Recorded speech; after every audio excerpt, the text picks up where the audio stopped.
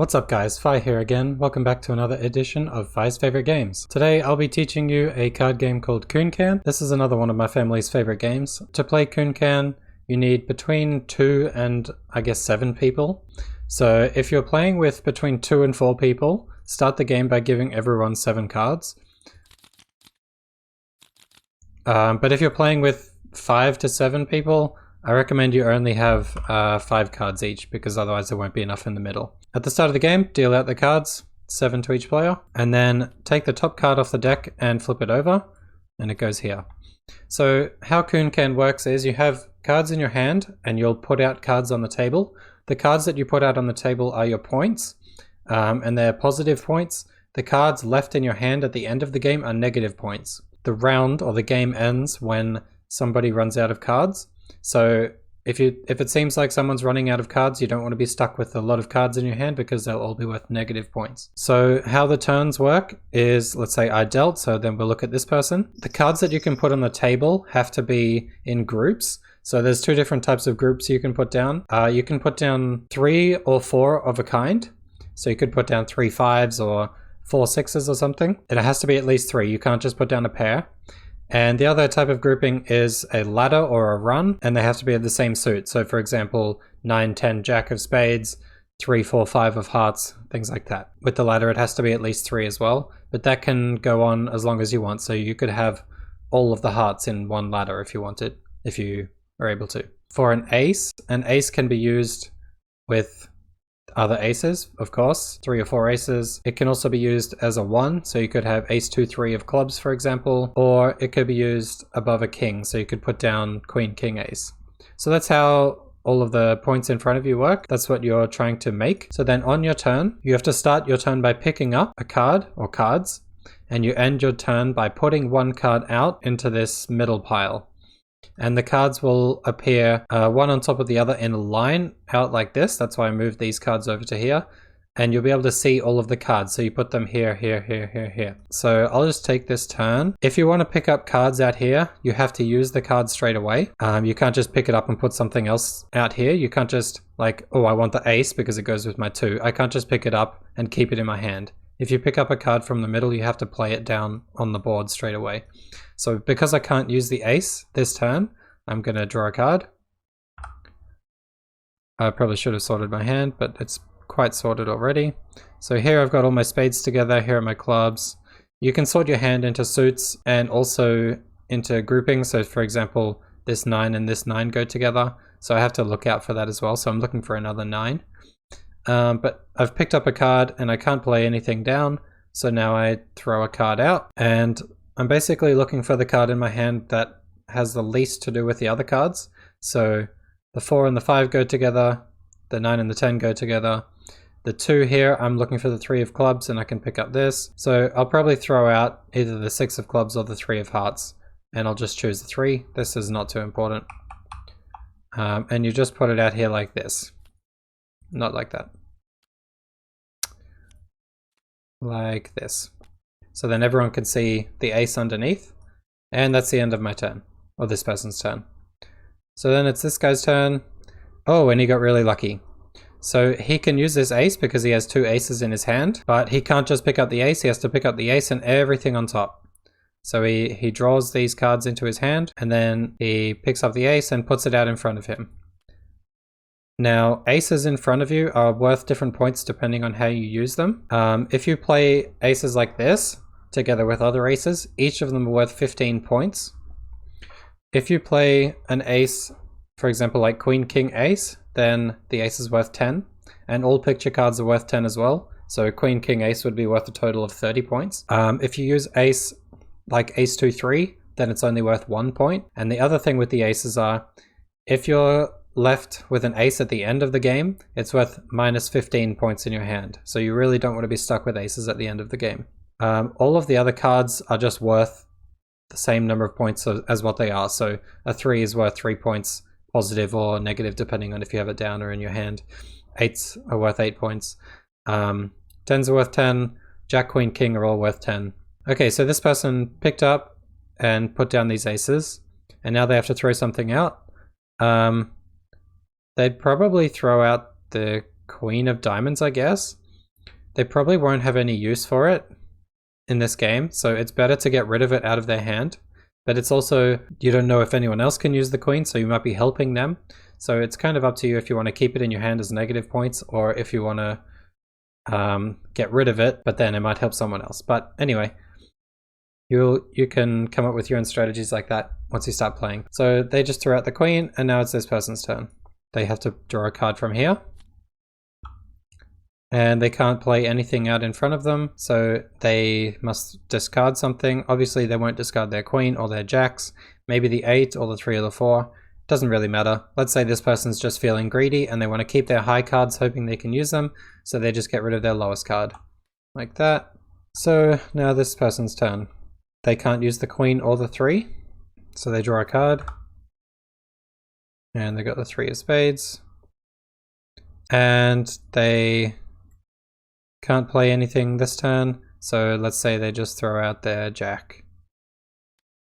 And play just keeps going around like this. If you can use any of these cards straight away, you pick it up and everything on top. So for example, if you wanted the 3 of clubs, you pick it up with the jack. If you wanted the queen, if you want to use the queen, you pick up all of them. And if you can't use anything out here, you pick up from this pile. And then you play stuff down in front of you as points, and then you throw one card out into the middle. So play just keeps going around until someone runs out of cards. And there's one more rule, so I will just keep playing, and then once I get to that rule, I'll join you again. Okay, now it's this guy's turn. He's got a 3 in his hand, and there's 2 3s out here, so he wants to pick up all of these cards.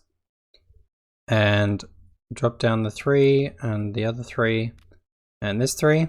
And now he has this ace in his hand. And because this person over here has 3 aces, he can put this ace down as what's called a butt. So he puts it down here, and these are his points. They're worth 15 points because they're butting against these. If it was butting against like 2, 3, 4 of diamonds, for example, it would only be worth 1 point. But yeah, a butt is basically a card that you put down as your points that goes with someone else's group of cards. You cannot place a butt down until you already have a group down. So he had this ace of diamonds in the previous hand, in the previous turn, but because he didn't have a group of cards down yet, he couldn't play the ace of diamonds. But now he's got the 3 3s down, he can place it down as a butt. Yeah, so then he just discards a card and the game keeps going. Okay, here are just a few more rules about butts. This person over here has 8, 9, 10 of diamonds. This person can put down 6, 7. So the butt doesn't have to just be one card, you can continue adding butts onto butts. So basically this person can have 6, 7 of diamonds, someone else can put the 5 of diamonds down if they want. So for the ladder and the run, the whole ladder can be spread across multiple people and multiple different groups of cards. So for example, over here, this person has 7, 8, 9 of hearts. This person put down the 6 as a butt. And now it's this guy's turn, he draws a card. Oh, he doesn't have a group of 3 yet, but if he did, he could put down the 5 of hearts as a butt to that 6. Sometimes it's important to know where the butts, so what the butt is on, sorry. So let's say this was a 4 of diamonds, and this guy put down a 4 over here, the 4 of hearts, as a butt to this 4, these 4s. This guy then put down the 5 of hearts as a butt over here to the 6. This person could then, if they had the 3 of hearts, they could not put down the 3 of hearts because the 4 of hearts was used as a butt to the 4s, not as a butt to the hearts ladder, the hearts run. And finally, with aces, you need to know what end of the run it's at. So if you have an ace as a butt to 2, 3, you can't then put a king down as a butt to the ace. The ladder doesn't work like a circle. So if you're using ace as 1, it's only 1. You can't use it as above a king as well. This guy just drew the 6 of diamonds and he already had the 3 6s down here, so he can just pick it up and put it with this group. When you put a group down, you can add to both ends of the group. So if he had like 8, 9, 10 of spades down and he drew a 7, or if he drew the jack, you can just add it onto the end of your group. Okay, there's one more rule I just remembered, and it's sort of a fringe case, so it doesn't come up very often. That's why I forgot it. But basically, let's say that there's a butt out here. So this person has 3 8s down and the other 8 is out here, so that's a butt. And this person's got 2 2s in their hand and there's a 2 that's just been put out there.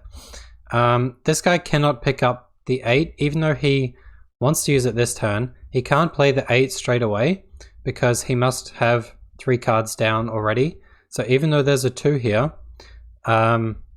he can only pick up the 2 and then use the 3 2s. Yeah, I hope that makes sense. You can't pick up from the butt if you don't already have 3 cards down. So he couldn't pick up the 8 and put it down like this and then play the 3 2s. Another way to think about it is like the card that you pick up from, you have to play that one first before you play any other cards. Okay, this guy just got really lucky. He's got a pair of 7s, a pair of queens, and a pair of 4s in his hand. So he's looking for another 7, another queen, and another 4. And now out there is a queen, a 7, and a 4, and a 2. So this person wants the queen, so he'll pick up all of the cards. Oops. He'll pick up all of the cards into his hand, and then he plays down his 3 queens, his 3 7s, and his 3 4s.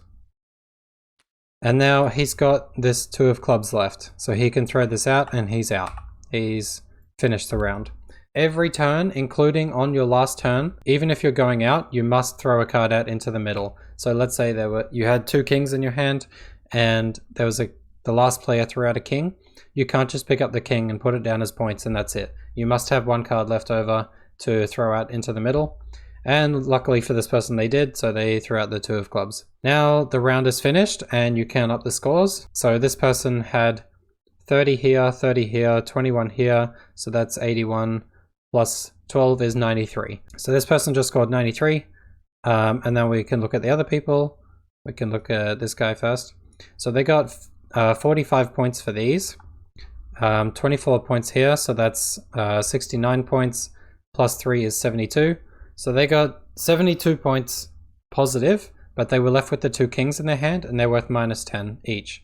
So 72 minus 20 is 52. So you'd write down these scores on a piece of paper and you can play as many rounds as you want. You can set like a goal, so you could just play until someone reaches 200 points or something like that. This is Coon Can. It's one of my favorite games. I think it's quite easy to learn, but there's quite a lot of strategy to this game. It's quite difficult. Often you have to make difficult choices between which cards you want to throw out into the middle. You have to pay attention to what everyone else is playing, and if you're good enough you can pay attention to what other people are picking up as well. So you can see, like, you have access to that information. You can see what cards they're picking up from the middle and you can try and remember, okay, this guy's got 2 5s or whatever, so you don't want to throw out a 5. I think the rules of this game are quite simple, but the more you play it, the more you realize that it's quite in-depth and there's a lot of strategy that you can use.